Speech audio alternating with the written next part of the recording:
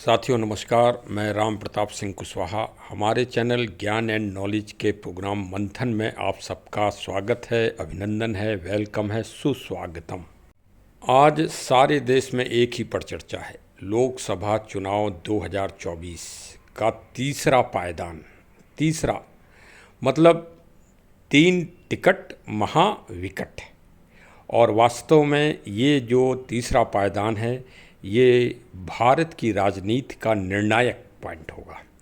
क्योंकि इसमें भारत के सबसे समृद्ध राज्य गुजरात की पूरी 26 सीटों पर चुनाव है और गुजरात हमेशा से भारत के राजनीति में एक विशेष स्थान रखता रहा है। और आज जिस समय ये मैं ब्लॉग बना रहा हूँ उस समय पूरे गुजरात में 2 मीटिंग हो रही हैं। एक तो माननीय प्रधानमंत्री जी की और एक करणी सेना के अध्यक्ष महिपाल सिंह मकराना की। दोनों मीटिंग में बड़ा उत्साह है और बड़ा ही तेज है। एक तरफ तो भारत के महामहिम प्रधानमंत्री जी हैं और दूसरी तरफ भाई राजपूत विचारधारा। राजपूत एक जाति नहीं है।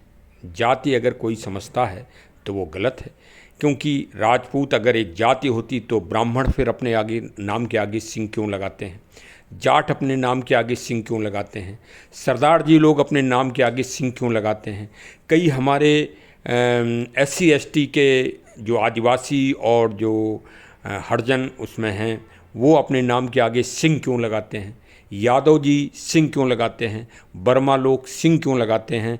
अर्थात आज से ये मन से निकाल दें कि राजपूत और सिंह और छत्री और ठाकुर एक भारत में जाति है। अगर जाति होती तो महात्मा बुद्ध छत्री से निकलकर और बुद्ध क्यों बनते। जैन धर्म के 24वें तीर्थंकर छत्री जाति में पैदा हुए, लेकिन उनकी विचारधारा क्या है। तो विचारधारा की लड़ाई है आज देश में। और भाई अभी तक तो एक ही विचारधारा थी 1952 में से लेके आज तक। राजपूत और बीजेपी की विचारधारा एक ही थी, लेकिन इस बार एक सांसद महोदय की अभद्र टिप्पणी जो महिला सशक्तिकरण के ऊपर की, वो भी गुजरात में 7 मई को वहाँ चुनाव है और बहुत ही चर्चित स्थान है। एग्रीकल्चर यांत्रिकी के मामले में वो भारत का नंबर 1 राजकोट कॉन्स्टिट्यूंसी में रूपाला जी मंत्री भी हैं भारत सरकार में और सांसद भी हैं। और वहाँ से उनके लफ्ज़ों, उनकी बातों से देखिए, आग जो है, जो आग लगती है स्वाभाविक रूप से वो तो आग एक विशेष क्षेत्र को ही प्रभावित करती है, लेकिन जो जवान से आग लगती है वो आग एक क्रांति का रूप धारण कर लेती है। तो उस जवान ने, जो जवान उनकी निकली जिह्वा से जो शब्द निकले, उसने पूरे भारत में आंदोलन एक नया चालू कर दिया, जिसका नेता कोई नहीं है, एक समाज नेता है, छत्री समाज जिसे कहा जाए, जिसको छत्री विचारधारा कहा जाए। और इस भाई गुजरात का संबंध और उत्तर प्रदेश, उत्तर भारत का संबंध बड़ा गहरा है। अब हमारे माननीय प्रधानमंत्री जी ही रहने वाले तो गुजरात के हैं, लेकिन तीसरी बार हैट्रिक बनाने जा रहे हैं, वो भी काशी महानगरी से, दुनिया की सबसे प्राचीनतम नगरी। और देखिए अब वहीं आसपास एक जौनपुर ज़िला है जिसने भारत में सबसे ज़्यादा IAS एक गांव ने दिए हैं, माधोपट्टी, मतलब जागृत गांव। उत्तर प्रदेश का सबसे जागृत जिला जौनपुर।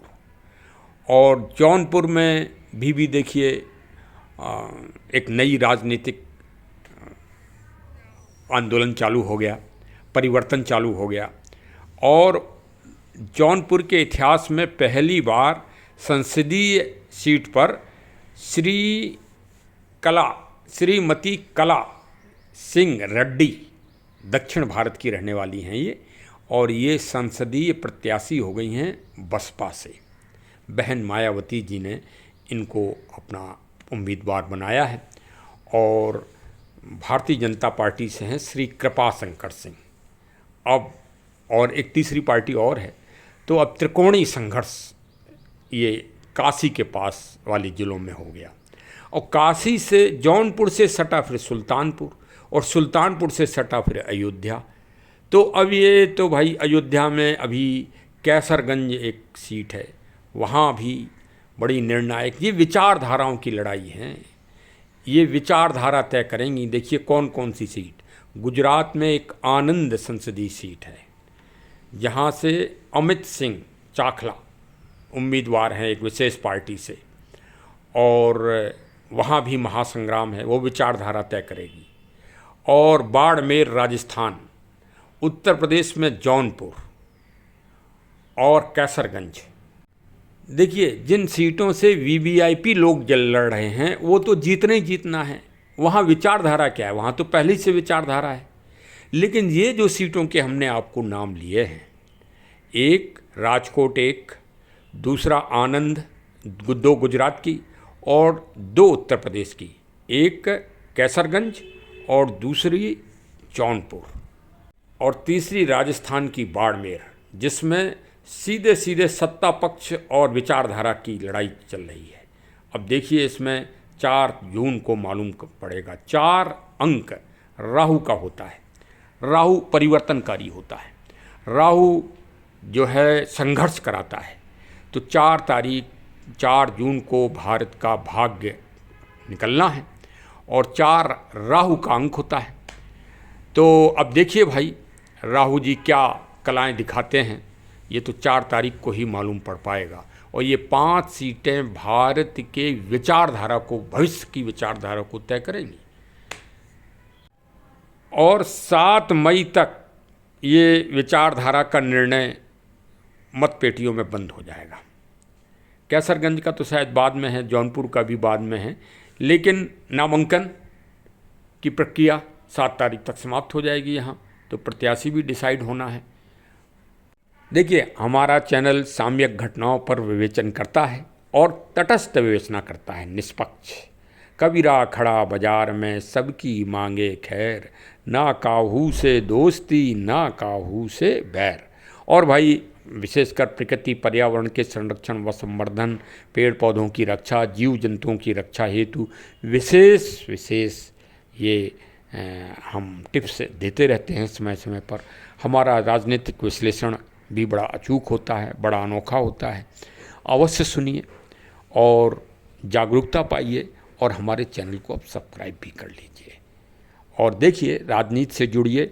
जीवन में 7 सुख हैं, वो तो संस्कृत में एक कहावत है, उसमें 6 सुख हैं। एक 6वां सुख और है, राज सत्ता का उपयोग करना, राज सत्ता से जुड़े रहना। जो कई लोग ऐसे होते हैं ना जो कहते हैं कि अरे राजनीति से हमें क्या मतलब है। देखो राजनीति में अच्छी विचारधारा के लोग जब जीतते हैं तो 2 हैंडपम्प की जगह वो 20 हैंडपम्प लाते हैं, तो 20 हैंडपम्प जनता के तो मिल रहे हैं।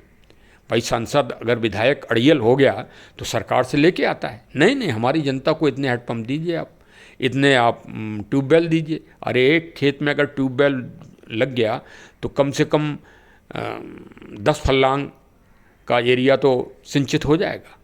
तो इसलिए जागरूक रहिए। और भाई देखिए गर्मी पड़ रही है, उसी तरह से प्रचंड रूप में मतदान आपको करना है। कोई हारे कोई जीते, लोकतंत्र को सफल बनाइए। लोकतंत्र जनता का, जनता के लिए किया गया शासन ही लोकतंत्र है।